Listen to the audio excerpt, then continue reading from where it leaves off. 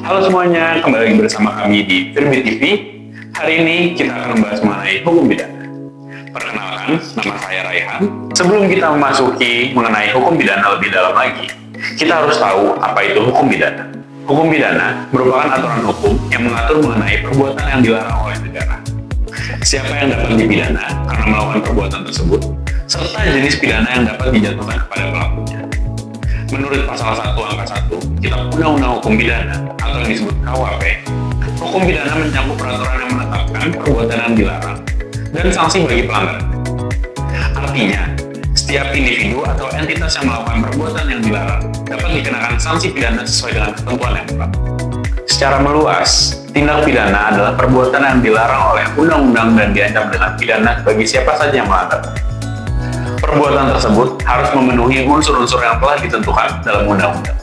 Misalnya, terdapat perbuatan dilakukan oleh seseorang yang dapat dimintai pertanggungjawaban, memenuhi rumusan delik dalam undang-undang, bersifat melawan hukum, serta tidak terdapat alasan yang menghapuskan pidananya. Apabila salah satu unsur tersebut tidak terpenuhi, maka seseorang belum tentu dapat dipidana. Berbeda dengan hukum perdata yang mengatur hubungan antar individu, hukum pidana bertujuan melindungi kepentingan umum, menjaga ketertiban masyarakat, memberikan kepastian hukum, serta memberikan efek jera kepada pelaku tindak pidana. Karena itu, apabila seseorang melakukan perbuatan yang telah ditentukan sebagai tindak pidana, negara melalui aparat penegak hukum berwenang melakukan penyelidikan, penyidikan, penuntutan, hingga pelaksanaan putusan pengadilan. Selanjutnya, dasar hukum pidana di Indonesia yang saat ini diatur dalam Undang-Undang Nomor 1 Tahun 2023 mengenai Kitab Undang-Undang Hukum Pidana atau yang disebut KUHP.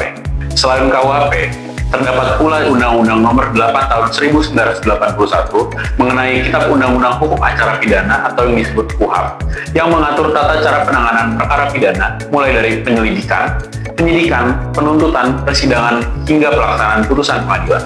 Di samping itu, terdapat berbagai undang-undang pidana khusus, seperti yang pertama, Undang-Undang Tindak Pidana Korupsi, yang kedua, Undang-Undang Informasi dan Transaksi Elektronik, yang ketiga, Undang-Undang Tindak Pidana Pencucian Uang, dan yang keempat, Undang-Undang Narkotika, serta berbagai peraturan pidana khusus lainnya.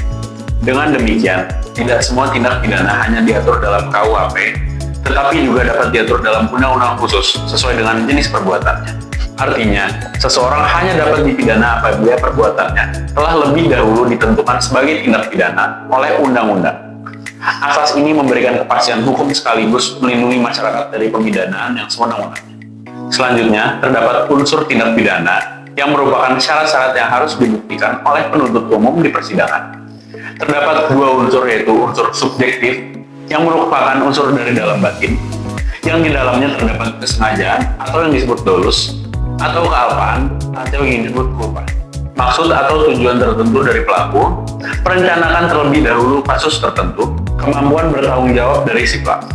Berikutnya unsur objektif atau unsur tampak nyata di luar diri pelaku, yang di dalamnya terdapat perbuatan manusia yang dilakukan secara aktif maupun pasif, sifat melawan hukum dari perbuatan tersebut baik secara formil maupun material, akibat yang ditimbulkan dari perbuatan yang dilarang undang-undang, keadaan tertentu yang menyertai perbuatan, waktu, tempat, atau cara melakukan.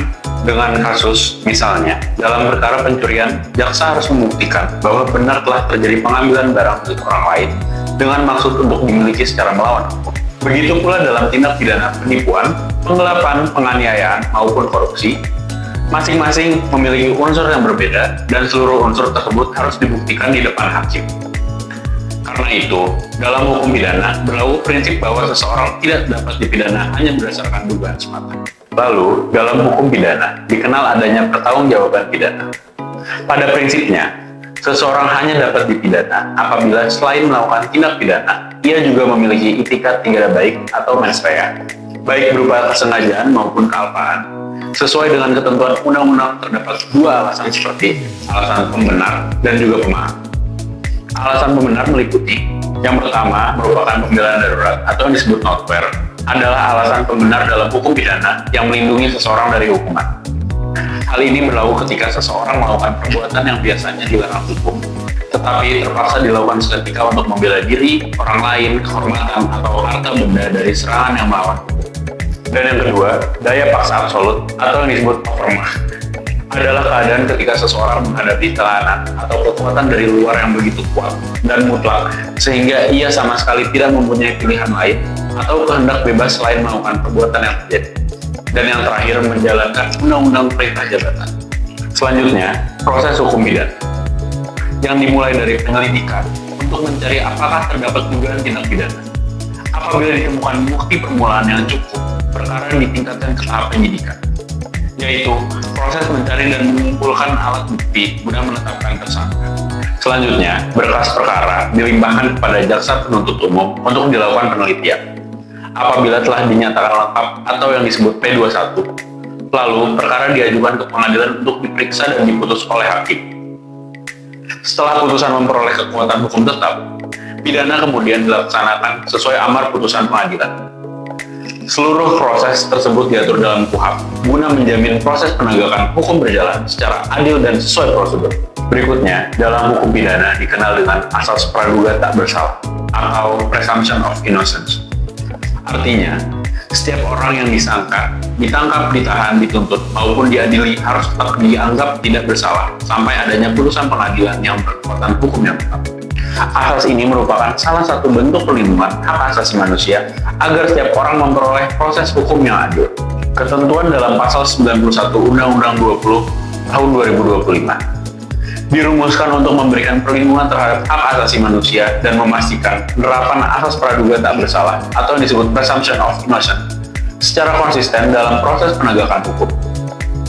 Selanjutnya, pasal asas praduga tak bersalah juga diatur dalam pasal 8 ayat 1 Undang-Undang Kekuasaan Kehakiman yang berbunyi, setiap orang yang disangka, ditangkap, ditahan, dituntut, atau dihadapkan di depan pengadilan wajib dianggap tidak bersalah sebelum ada putusan pengadilan yang menyatakan kesalahannya dan telah memperoleh kekuatan hukum yang tetap. Setiap tersangka maupun terdakwa memiliki berbagai hak yang dijamin oleh KUHP. Di antaranya adalah hak memperoleh bantuan hukum, hak memberikan keterangan secara bebas, hak didampingi penasihat hukum, hak menghubungi keluarga, hak memperoleh pelayanan kesehatan selama penahanan, serta hak mengajukan pembelaan di persidangan.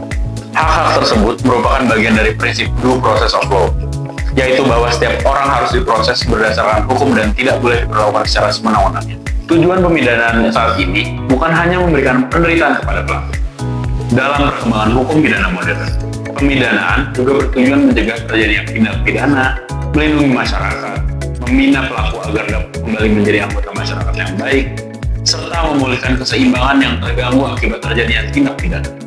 Karena itu, hukum pidana tidak hanya berorientasi kepada penghukuman, tetapi juga memperhatikan aspek keadilan, kemanfaatan, dan perlindungan hak asasi manusia. Agar terhindar dari persoalan pidana, yang paling penting adalah memahami aturan hukum sebelum melakukan suatu perbuatan.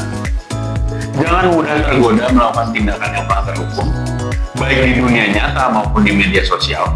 Selain itu, apabila menghadapi proses pidana, pahami hak-hak yang dimiliki dan segera berkonsultasi dengan penasihat hukum agar setiap tindakan yang diambil sesuai dengan ketentuan peraturan perundang-undangan. Dengan meningkatnya kesadaran hukum, diharapkan angka pelanggaran pidana dapat ditekan dan masyarakat dapat hidup lebih tertib serta aman.